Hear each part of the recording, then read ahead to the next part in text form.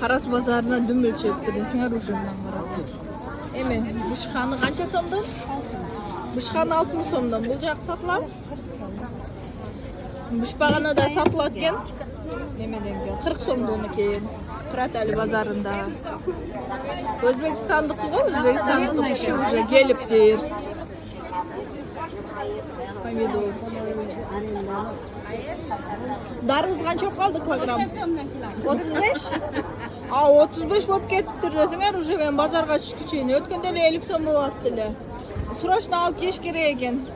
Булар болсо 100дөн, 80ден болуп калыптыр килограммычы.